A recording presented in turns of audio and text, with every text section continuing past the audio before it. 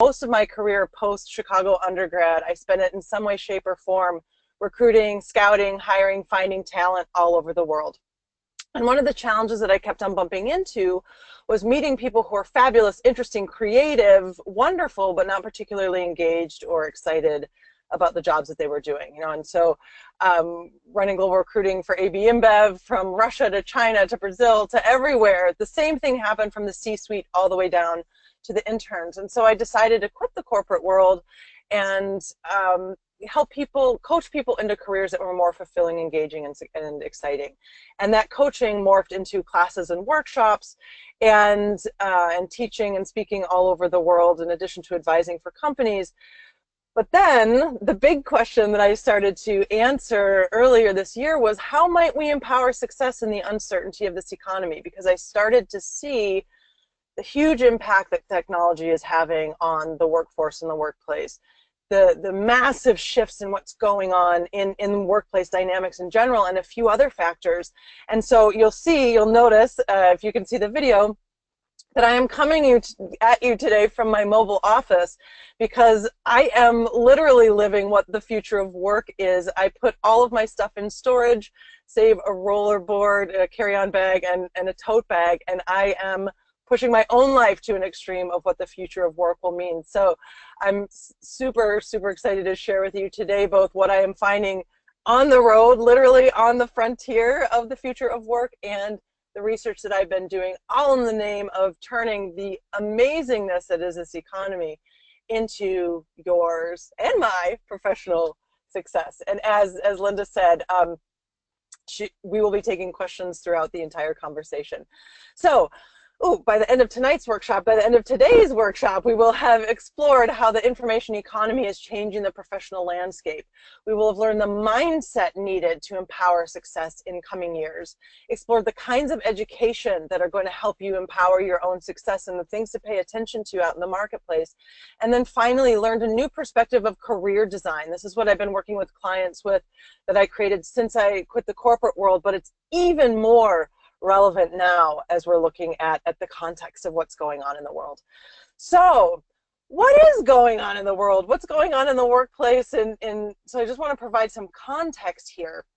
And this is really to show you not so much, oh my gosh, what are we going to do? This is scary, but holy cow, let's understand exactly where we are in order to create awesomeness for ourselves moving forward.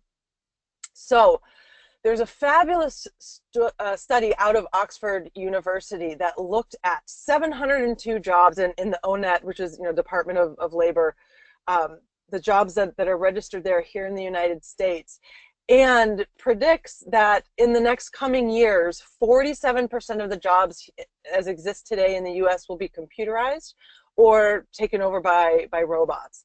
And so this is going to change what's available to us massively. If we think about logistics is one of the first areas where this is really going to hit because of self-driving trucks.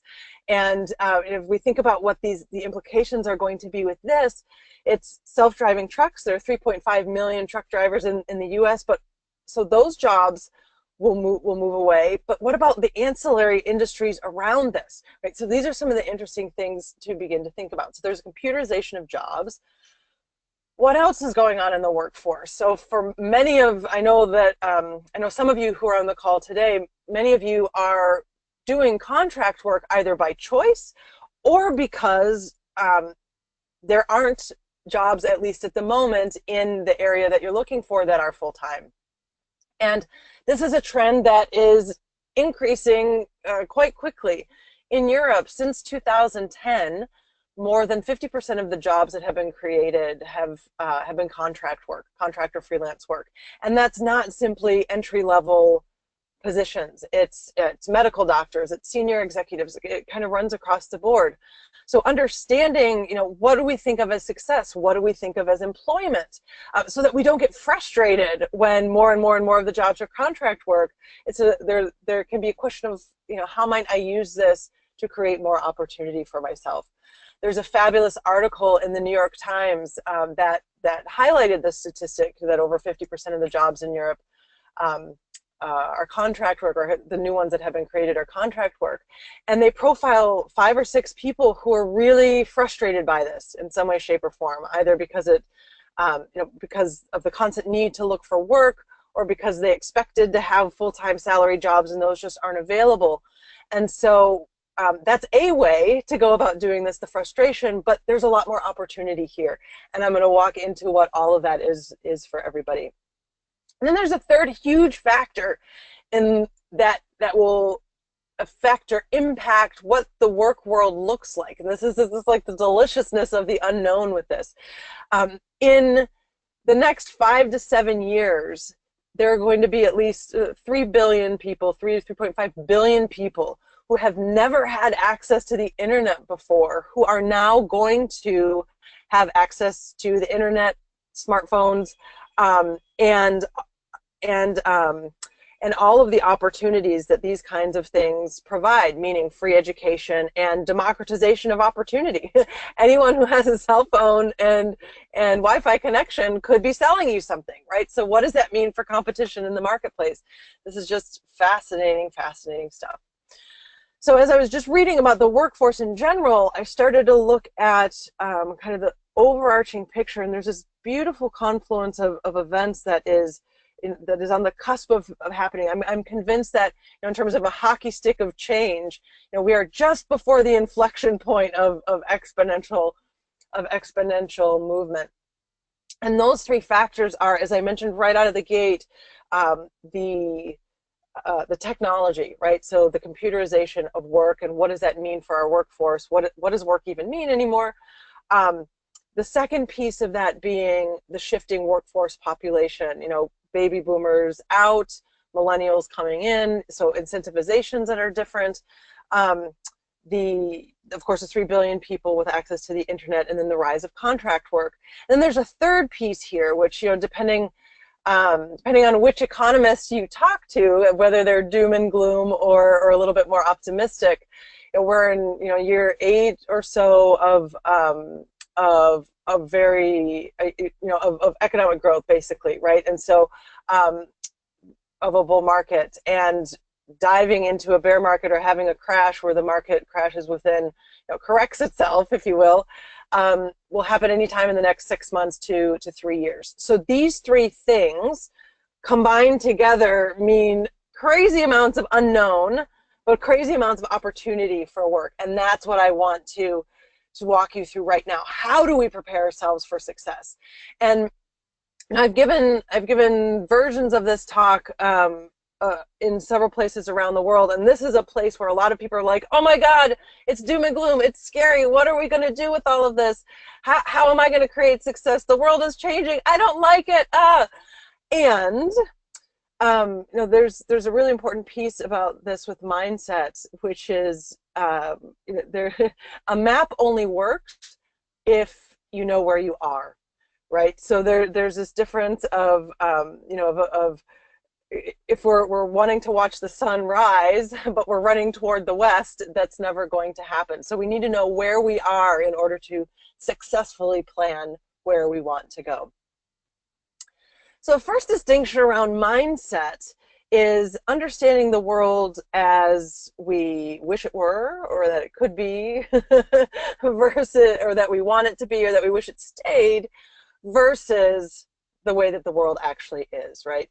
So in the 3 big things that are impacting what success will mean in the future of work and what will drive success, the first 2 are mindset and education. The third one is collaboration, but I'll speak more to the first 2 here today. So in the mindset space, the world as it should be versus the world as it is, and this goes back to that map idea. If we don't understand clearly where we are, we can't possibly map success for ourselves. So although we don't want all this change to happen, or many of us, get very bug-eyed when we think, oh my God, 47% of the jobs computerized, doesn't mean that everything's going away. It just means that things are going to be different, right? So given that things are going to be different, the interesting question becomes, what would we like to create? What do we want to create?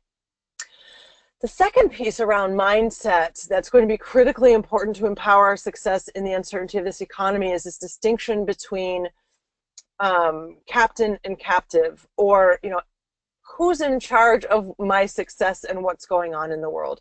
So many of us, and I used to be, I can share all of this stuff with you because I'm living it, because I've lived both sides of the equation in both of them, and creating solutions for what's more effective has certainly has certainly allowed for a lot more success, right? So being a captive to what's going on, to our external circumstances, right? Oh, the economy's bad, or the job market's changing, or they're computerizing my jobs. Woe is me. That's a way to do it, but that's allowing ourselves to be the victim to what's going on around in our environment, instead of diving into the captain's chair and saying, hey, I'm in control here. What do I want to create with my life? Taking a few steps back and asking yourself, what kind of impact you want to have? What do you value? What do you want to bring into the world? And then aligning your skills, resources, and talents behind that.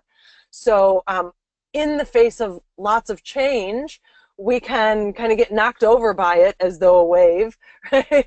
Or we can learn how to surf and dance with it.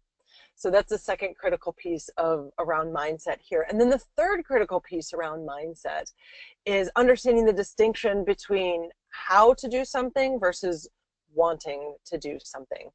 And this is a picture of me here. A couple years ago, a great friend of mine from business school was stationed in Hawaii, and I was there for Christmas holiday. And he asked me, he's like, hey, do you want to go hiking? I said, sure.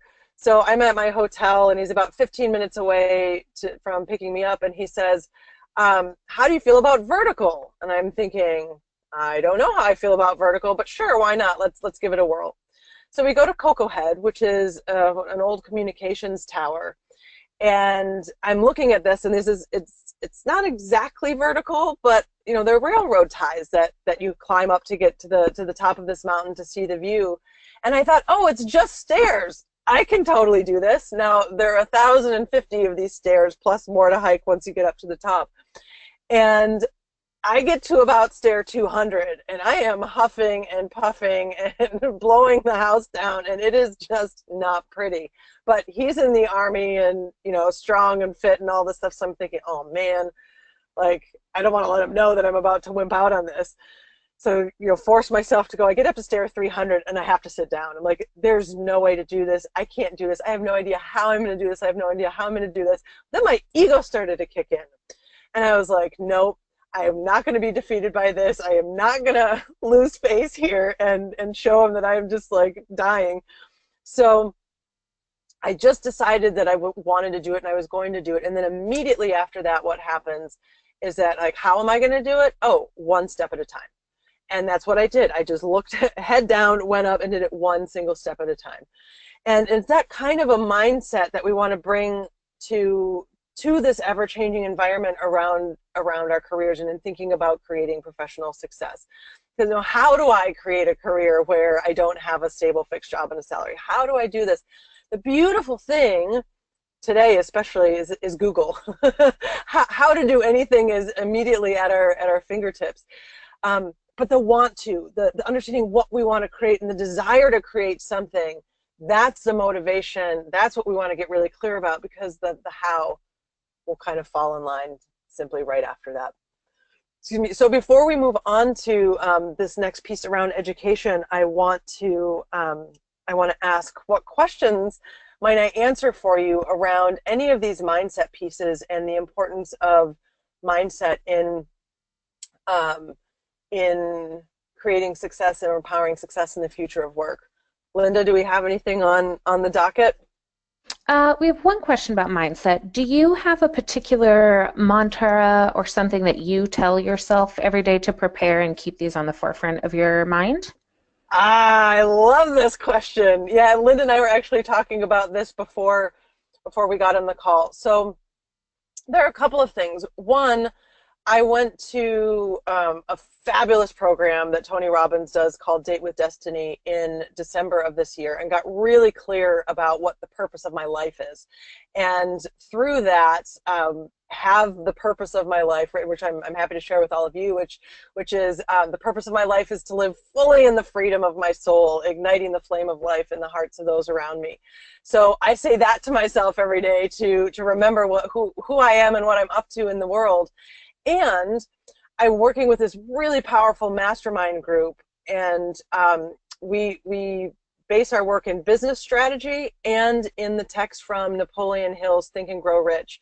And so each of us in this group has a page, at least a page, but it's about a page long, of what I'm creating, how I'm going to be, what's possible. And we get on an hour-long call every morning. We read these statements to each other, and we kind of do it at the top of our lungs. So these are things that for me are top of mind every day. And because a piece of the work that I do is coaching people into careers that are more fulfilling, is coaching businesses into creating cultures that allow people to thrive, this for me is a piece of my everyday. Any other Wonderful. We questions? have one more, yeah, Yeah. one more question. It's sort of a combination of two. Is how do you determine whether something you want to do is reasonable or a feasible goal? And Yeah. especially, how do you balance that mindset, mental outlook when the tools needed to achieve things like healthcare, work-life balance are often contingent on traditional labor? Beautiful. Yeah. Okay. So the first one, would you mind reading the first question one more time? How do you determine whether something you Determine. want to Yeah. do is a Yeah. reasonable or feasible goal?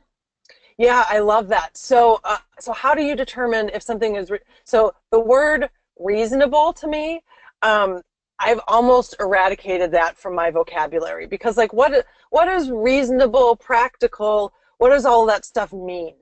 Um, those are usually monikers for something else, right? And which generally has to do with money, right? So I'm hearing some stuff in there about like will whatever this is pay the bills. So figuring out what you want to do, and I'll get to this piece toward the end, like how we create the framework around deciding or defining what we want to do. But there's the real easy answer is follow the trail of fun. I have a great friend who runs the toy lab at IDEO, and one of the things that I learned from him is that the opposite of play is not work, it's boredom. And so figuring out what we want to do, following the trail of fun, the things that are challenging for us, the things that we like to learn and enjoy learning, that's the path to follow. And then, another question that I'm hearing in there around feasibility is, if I is sort of the assumption of two extremes. Either I am not quite as happy, but in a traditional, steady, safe job and making lots of money, or I am living in the park on hopes and dreams and not a lot else, but totally happy. And those are two options, but there's infinite other ways to do stuff. So one could quit their job and start something immediately. One can start what a lot of people call like a side hustle or something. You could start a second business and wait until the income from that business squeezes you out of where you are. So there are infinite ways to go about approaching this. But the main question is like, what lights you up? and building pieces, building experiments around how one could make money doing that. And then the second question around, which is actually related to this feasibility question, is with traditional structures offering us healthcare and the kinds of things that help balance this out. That's, from what I'm seeing, that's going to be changing significantly. And so the interesting questions become, right, it's not mutually exclusive, like either I have healthcare and I'm in this job, or I don't have healthcare and I'm out on my own. Those become parameters. So instead of being a challenge, those become parameters to deciding what we want to do. So, or deciding how we're going to create what we want to do. So in terms of a next step, okay, healthcare is a piece of it. If I'm not going to be in a corporation, then whatever I do next has to minimally be able to provide enough cash flow for healthcare, other kinds of benefits, 401k, that you would then generate yourself. So yeah, I think I touched on all of the points of all of those questions. There anything else, Linda, before we move on to this next step? That was the bulk of it. I think we're good to Okay, move on. beautiful, beautiful. Thank you. So how else? So the first piece being mindset, getting your mind clear around stuff and shifting from, you know, the world is happening to me to the world is happening for me, and what can I create with all of this? The second piece is education. And education within this particular context in terms of what we need to know and understand in order to ensure our success. And the first piece of that is the opportunities. So, and what do I mean by opportunities? It's understanding what careers are in ascension and decline. It's understanding what industries are in ascension and decline. Particularly in this case, it's understanding the impact of technology in an industry that we're thinking about entering into. Because if we can see, for example, if one were, I would not be entering into truck driving school today as a long-term career option, understanding that self-driving trucks already exist and it's a matter of time before they're disseminated and in use everywhere. So understanding how technology is going to impact an industry that you are thinking about going into is one way to prepare yourself to ensure that you aren't getting an education for something that's just not going to be here anymore. And then understanding, industry, where in the life cycle of an industry is a something. Oil and gas and coal is something that's very top of mind right now. And though the economics around renewables are becoming significantly more interesting. So just understanding what's going on in the world around the opportunities that you might have. There's also a beautiful book by an author named Tyler Cohen. He's an economist. It's called Average is Over. And when we think about the bell curve of how opportunities are distributed and money and wealth are distributed, he argues that that is going to right skew significantly. And the folks at the top of the food chain, the top 10 or 20% of wealth, and then kind of everything else. But the people who are going to be successful in this massively changing world are people who are creating new technology, so actually having the ideas for it and working on the creation of it. They're the folks who understand how humans and robots / computers work together to create an outcome. And then there's the third chunk of that, which is marketing and services. And the marketing and services is basically how do we sell all these products that we're selling, and how do we make the people who are rich feel good about themselves. And then there's going to kind of be everybody else. And so understanding how the world is shifting in terms of just the general opportunity landscape can help us plant our flag in a place where there's going to be opportunity, where there's going to be money. And particularly now we've got time, if these are skill sets that we don't have, to think about what we might need to learn in order to get ourselves there. So that's the first piece. The second piece of education is getting clear around the skills of entrepreneurship. And why is this important? So many of us are going to be starting our own companies, and when I work with people, I often work with folks who are in the more traditional corporate structure who either want to switch jobs or end up deciding to quit their corporate world. A lot of people step into the world of entrepreneurship, and because of the increase in opportunities of around contract work, more and more people, either by choice, because they want to create what I refer to as a mosaic career, so piecing together several kinds of things that you enjoy doing in order to make money. Or if you are bumped out into the universe to do freelance work, either way, you're going to have to know the skills of understanding what you're selling, understanding how to sell it, understanding how to deal with aspects of growing a business, maintaining client relationships, and things like that, that many traditional schools don't necessarily teach. And so boning up on those skills will also really help folks be successful in the uncertainty of this economy. And then finally, this notion of continuous learning. I mean, imagine, we can't even fathom right now, which is so cool, the the changes that machine learning and is going to be bringing to all of the industries. I'm thoroughly convinced that in 10 years, nothing that exists today is going to exist in the same form. It's just it's this beautiful landscape. And so with the rate of change and with the rate of new technology increasing so quickly, understanding, knowing that you need to be constantly learning, and maybe that's continuous education, but maybe it's just simply paying attention to what's going on in the world and learning the skills of the new technologies and things that are coming down the pike. So education is the second key component to empowering success in the uncertainty in this economy. And that empowering ourselves comes by understanding like what's happening in the world. And is what I'm doing going to be here? Or is what I'm doing going to be taken over by a robot of some kind? And so what do I need to do, or what do I want to do in the face of that? Understanding entrepreneurship and how to build a business, whether that's for yourself or if you decide that you want to create something much, much bigger, and the notion of continuous learning. So with all of that, what questions can I answer for folks around the education piece, or anything else that might have popped into people's minds since we went over mindset? We have a couple questions. You're talking about education and these practical skills. If you had to give 3 practical skills to be prepared for, to advise people to do, what would that be? 3 practical skills.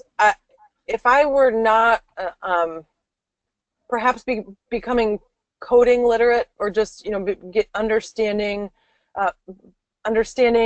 how that sort of logic or language works.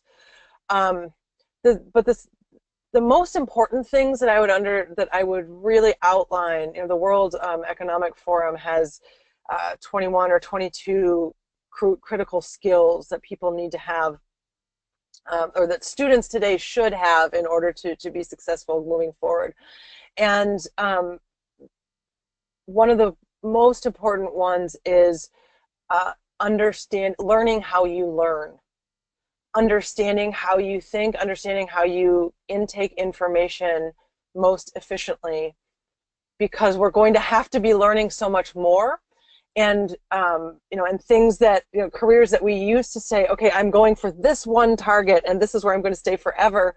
Most of us aren't going to have that kind of option or stability anymore. And so understanding, okay, well, so since this one is kind of fizzling out or it's starting to fade away, how do I learn? What do I need to learn? And then knowing how I learn to help me achieve that objective or outcome. And the third thing that I would get myself versed in is the difference between growth and fixed mindset, because that's going to be, and there's a great book called Mindset by Carol Dweck out of Stanford, that will help us move away from I need to find the one right answer, things are fixed, avoiding failure, to the openness to experimentation and trying new things that this new economy is requiring of us. And something really important to say about like how we think and why the mindset piece is so important. The schools that we've gone to, even Chicago, for as wonderful as a school as it is, the way that schools have been set up is not really to learn, but to learn to avoid making mistakes, right? The incentivization system of getting the A or not, we get our rewards by being right, by having the one right answer all the time. That's conditioned, 12 years in school. That's conditioned 4 years in undergrad. If you do any graduate school, this is the same kind of thinking. And then many of us early in our careers, as certainly it was for me, we're conditioned to avoid making mistakes. And I used to be such a perfectionist. I used to, oh my God, God, I would never have done a talk like this from the mobile office if you had met me 5 years ago. I would have needed to find an office space and put a suit on, which I never wear suits or anything like that anymore. I would have needed to make it this one perfect thing and prepare all of the words um, properly and correctly so that I could, so that we could do everything right. Um, but moving away from this must have everything right mindset to what could we possibly create from this? Because human beings were made to learn, but because we're conditioned to avoid failing for so much. We impede our growth, and we impede the visibility. We sort of impact or reduce the visibility of the opportunities around us because we're always looking for the one right answer. And so learning how to create a fixed mindset, experimenting with one's career in life in general. There's a great book called Play by Stuart Brown. And in it, he tells us the story of a professor who I worked with when I partnered at a class out at Stanford. So he's a really well-known guy in the sciences field, and he happens to be a juggler. And he teaches other people how to juggle. And what he does when he teaches people how to juggle is he spends the first class or the first segment of time having people only throw the balls on the ground. Why? Because that's failure, right? Like, that's getting it wrong. And so he gets people so used to getting it wrong, whatever that means in the first place, that they learn much quicker because there's nothing, it's just a thing if the ball falls on the ground now. And so having a growth mindset or a willingness to experiment is going to be the third critical thing. So although the question was initially about like what practical skills, and practical skills usually mean stuff like go take an accounting class or go take this, retraining our brains to think differently and to learn again is going to far outweigh any other kind of tactical something that one could learn right now. And there are also statistics that kids going to school today, most of the jobs that they're going to be that are going to exist by the time they become adults don't even exist today. So that's why the learning to learn and the mindset piece are so critically important. That's wonderful. So we're getting a lot of questions. This is a popular topic. I love is it. Is there a test or some other material that you recommend for helping someone determine what their professional or career passions are? Is there a test?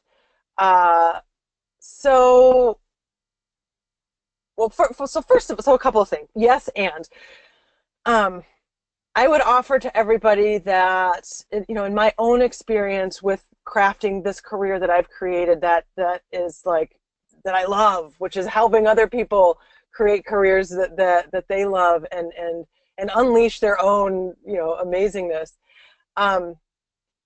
And with so many people who I've worked with, it's not so much the figuring out what I want to do as a remembering what I always loved to do. Because we know. And even if we don't know, like analyst 4 at company X, the kinds of things that really light us up, we know. We just need to get rid of the voices that say that's not practical. I could never make any money doing that. It's not realistic. All of those kinds of things. So I would say it's not so much an outreach as it is a remembering of who we are. And though that said, a couple of resources I remember. Well, come work with me. This is what my classes are all about. And I'll give you a tool that I use with all my clients before we get off the webinar today. But there's a beautiful book that helped me enormously. So the 3 books that helped me the most when I was deciding to leave the corporate world and go out on my own were Creative Confidence by Tom and Dave Kelly, also from IDEO. There was The Artist's Way by Julia Cameron, and What Color is Your Parachute? And the What Color is Your Parachute has been around, I think, since the late 70s or early 80s. It is still by far I think the most useful book and useful exercises and tools um, that have kind of stood the test of time. It's a beautifully comprehensive um, work, and yeah, so that's what I would say. Those books, tests not so much. Strengths Finder is one, right? But it really is self-discovery what it comes down to, and that's a different kind of thinking around stuff. It's the remembering, and yeah. Great. Here's another question. There's a lot of discussion in the press regarding the declining value of a college degree because of rapid cost. Yes. What are your thoughts on this, especially in relation to student loans and when you're talking about pursuing Oh, higher yes. education? Yeah, I love this. I love this question. Yeah, education, especially in the United States, because you know, outside of the U.S., many countries have free university level education. But I think, well, a couple of things. One, I have a vision for how schools will look in the future, and I'm just determined to bring this to pass. So instead of the industrial, come sit in a desk 8 to 3, or there's one right answer, there's a teacher talking at you for the whole time, and then you graduate, and then you go do something. Um, Schools will become these bubbling life design centers where, yes, you do learn something in the classroom, but then immediately you're out in the world testing it out. Do I like it? Do I not like it? Is this working for me? Is this not working for me? Can I create with this? So I think that schools are going to shift, and I think that the educational model in the U.S. is going to blow up um, really soon. With the student loan challenge, um, why would I go to a 4-year school and pay hundreds of thousands of dollars to come out on the other end and making, and be that many hundreds of thousands of dollars in debt, making 30 or 40 grand a year, and I'm just going to be strapped with this debt forever and ever, when I could go to Google and get a certificate and do a couple of continuing ed classes and and already be making lots of money. So I think this is an area that's really ripe for change. What's happening right now with with elite schools. It's wonderful that universities are offering are offering full rides for folks whose families make less than X amount of money per year. But what this is doing is it's dumping out the middle population of people who simply can't afford to go to school right now, right? Because the very wealthy can. Um, the poor can, because they're getting school paid for, but there's this chunk in the middle who's kind of being left out. So companies like Ernst & Young no longer require a bachelor's degree as a barrier for entry to to their analyst roles. There is a company called Degreed out of San Francisco, which allows you to, basically, they've set it up so that you take kind of all these continuing ed classes and trainings and stuff like that, and they mishmash that into what would be sort of like the equivalent of what kind of a degree that would be for you. They help you manage your education in that way. And so it is my firm belief that the value of a college education, as we understand it today, may be going the way of the dodo. Great. Here's another great question. Great One of said my no one in higher ed ever. one of my challenges is staying motivated and on track without some kind of external accountability. It sounds like Awesome. forming a mastermind group or joining an existing one could be a great way to help. Could you talk about best practices in forming or finding one? And are there any books or references you can recommend in the process? Yep, beautiful. So one thing I want to make, a point that I want to make about motivation and passion and enthusiasm and all of these kinds of things. We think that we need the motivation in order to do the thing, whatever the thing is. If it's looking for a job, if it's creating a company, if it's whatever, we think we need. First comes motivation, then comes the doing, and it's actually opposite, right? So get out of speculation and into action. Because the motivation is the reward of the doing the something. So I'd say forget how you feel and just do. I have a great friend who is being coached by a former coach of mine whose name is Steve Chandler. And she was saying to him, Steve, I got this problem. My dad died when I was 9, um, and he died in the morning, and so I never want to get out of bed in the morning. Like, my alarm clock goes off and I hit the snooze button like 800 times. I know it's because, that's just rooted in that thing from my dad when I was younger. But what can I do? How can I just get myself out of bed in the morning? I just can't. I haven't been able to do it. And he looks at her and says, you know how you get out of bed in the morning?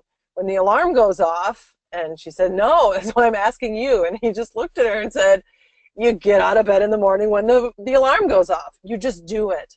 And so understanding that motivation comes as a result of action, getting yourself into action and the doing of it, your motivation will begin to go through the roof. So that's the first thing. Second thing, this is a tool that I work with my clients on with a lot, is doing an exercise, sitting down and saying, okay, how do I benefit? How does the world benefit? How does my family benefit? What comes to pass if I create this? And really go to town with it. Just and not, oh, I get a more salary or something like this. But if you were to truly create what you wanted to build in this world and in this universe, and say, well, God, so one of my things is create a company that will positively impact at least 1 billion lives. Well, if I wake up in the morning and I do whatever work I need to do today, then I get to do that. That will surely be coming down the pike. So you see, I'll be able to not only pay for my kids' college education, but I'll be able to start a scholarship fund, and all these other kids will be able to go to school. So really just getting comfortable with this. If I create this, this is what I'm creating. Because that pull motivation will really keep you going.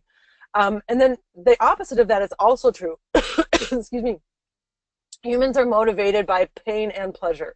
So there's a what do I get, but there's also the what do I lose? Or what are the consequences if I don't do this? What are the consequences if I stay? If I kick the can down the road 35 years on a job that I don't like, what really happens? When I work with my clients in this is what I refer to as a Willy Loman scenario, right? Talk about not changing your life when, or seeing reality as it is. Excuse me. But, for me, when I was one of the reasons why I left the corporate world, and I did this exercise with myself. So I never offer any medicine to anyone that I haven't taken myself. And, kicking the can down the road would mean being sick, being alone, being stressed out all the time, having piles of money, but nothing else to show for it. And so getting clear about what happens if you don't go for what you want can also be really powerful motivators. Mastermind groups. So I'm a member of a mastermind group. I also have an accountability partner who, we call each other every morning and say, these are the 4 or 5 things that I commit to doing today. And then the next day we say, whether we did them or not. So that's a way to put some structure in. I also have a coach, and so that helps me not only stay motivated, but more importantly, see where I'm standing in my own way. And any coach, if any of you are working with coaches or thinking about it or have thought about it in the past, just a word to the wise, any coach who doesn't have a coach, that's something to pay attention to, because no one's ever done. No one's ever finished growing and evolving and that sort of thing. So those are some tools that you can use that I use with my clients, that I use myself. And then of course there's structures, masterminds. How to find a mastermind?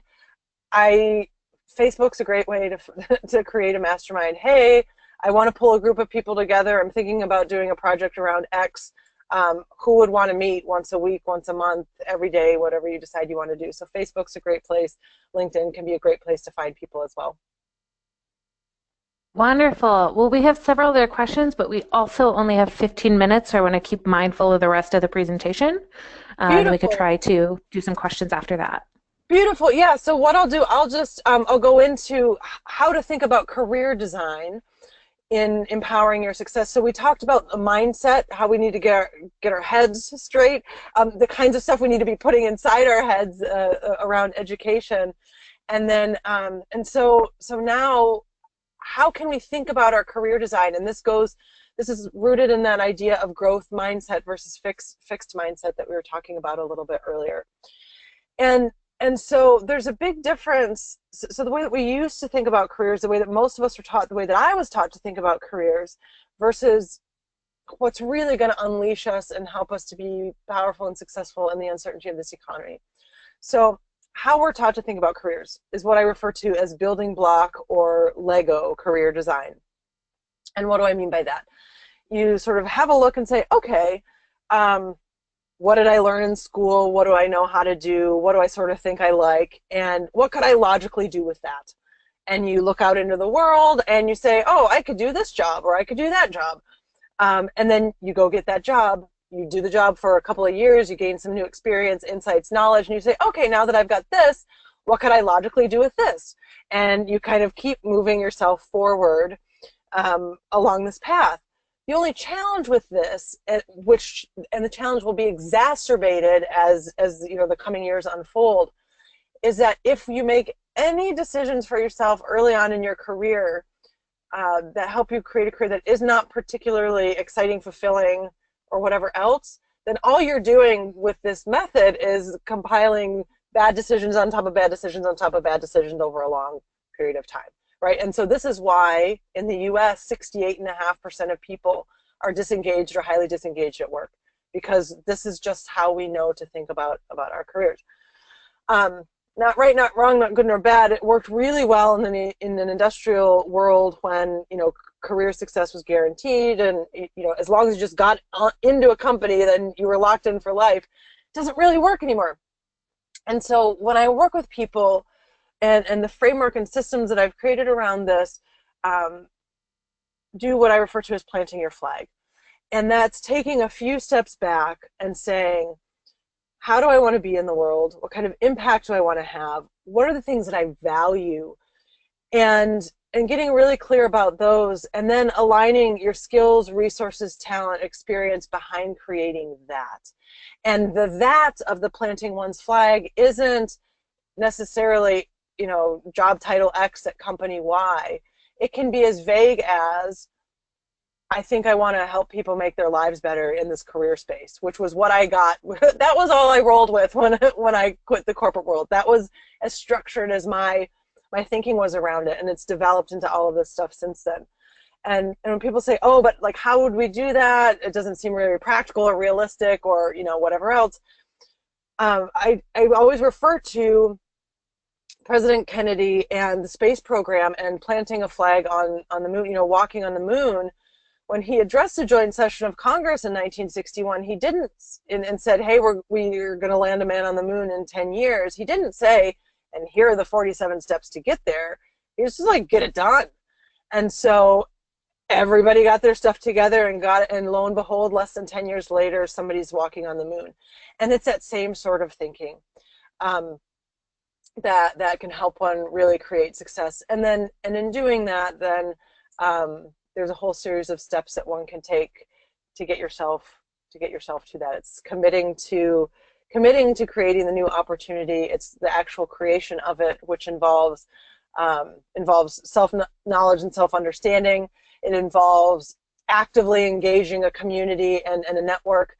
And it involves being willing to face what I refer to as the dark underbelly of the career search, which are the things that we fear and the assumptions that we have about how the world does or doesn't work, which all harken back to that mindset piece. So with all of that, what other questions can I answer? We've got 10 minutes for questions here at the end, which is beautiful. I love it. Perfect. How do you balance the risk of going into winner-take-all fields like writing or music with more marketable skills and hedging one's bets, particularly for creative types? How do you manage the risk?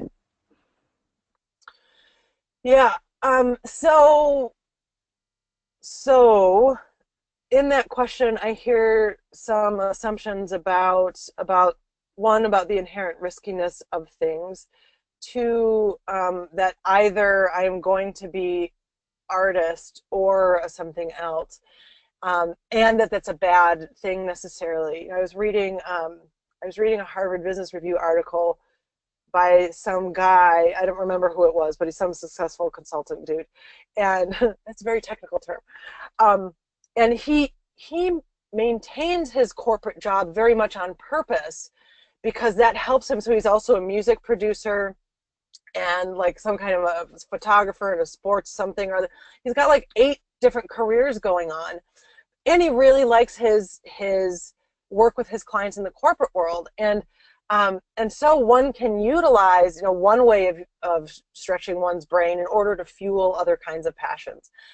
So that's a way to do it. Another way to do it is to really get clear about how are the ways to make money as an artist. I'm out here in Los Angeles and was at a film festival speaking with a woman who's a dancer, an actor, and a producer. She was in one of the movies at this film festival, and she just wrote a book for dancers to really break down the economics and the business of dancing so people can, it's a myth that one can't make any money doing something. And like how much money do you make being on stage at Broadway, being on stage at this kind of a place? So by showing people that there is money to be made, we can reduce the scarcity mindset around the arts. And when people think of writing, for example, it's like, oh well, it's just going to be me in the cabin in the woods, and that's it, and how do I fund that because you can't make any money doing that? Well, especially today, there are infinite ways to write. This is one of those places where, welcome to the internet. Creating really good content and distributing it is free to everybody now, and monetizing that, figuring out ways to monetize that. You can just set up a side business in your house immediately. So it's not an either or sort of a thing. And I would just, I'd encourage people to look at the myriad of ways that they can make money doing their craft. Wonderful. Nowadays, do you think specialization courses and postgraduate have the same value in terms of professional recognition? I think it depends. So for all of this talk that I am about the future and what the future and so the future is now, right? And then these shifts are already occurring. We aren't feeling them quite as sharply at the moment, but once, and I think especially when the crash comes, because it will, and it's not a problem, right? Like we get so worried, but winter is the time when things go on sale. Right, and disruption. The times of disruption are the times when there are most massive opportunities available to us. So it's this flippant mindset from oh no, it's bad to oh my goodness, everything is fabulous. What are the opportunities available to us? And Linda, I confess that I started to go down a rabbit hole and I forgot the initial question.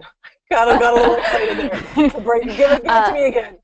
Do you think that specialization courses and postgraduate work have the same values in terms of professional recognition? Yeah. So for now, for many companies, even in the midst of all this awesomeness and change, traditional degrees still matter. And though in an increasingly shifting landscape, and especially for folks who want to make a career transition, having a continuing ed class, aggregating skills in an area that you might not be specialized in today can be a really useful thing to show that you are building a bridge for yourself to move from one spot to another spot. Wonderful. How do you go about picking a coach? What are good questions to ask, and what makes a good coach? Yep. How do you go about picking a coach? What makes a good coach? So, first things first, understanding what you want to coach for. If you're looking to make a career transition, if you're looking to grow a business, if you're looking to, whatever it is that you're looking to do, change your lifestyle, lose weight, gain weight, whatever. because there are people who are specialized in, in all of those different things. So you're going to want to work with somebody who has some experience under their belt. Um, you don't want to necessarily hire a business coach from someone who hasn't yet created a successful business. um, so know what it is that you're looking to the coach for. Second thing is, do you fit? Does the coaching style work for you? Some people like really hands off. Some people like really hands on. Um, is the way that you are interacting with them um, going to help you propel your growth forward?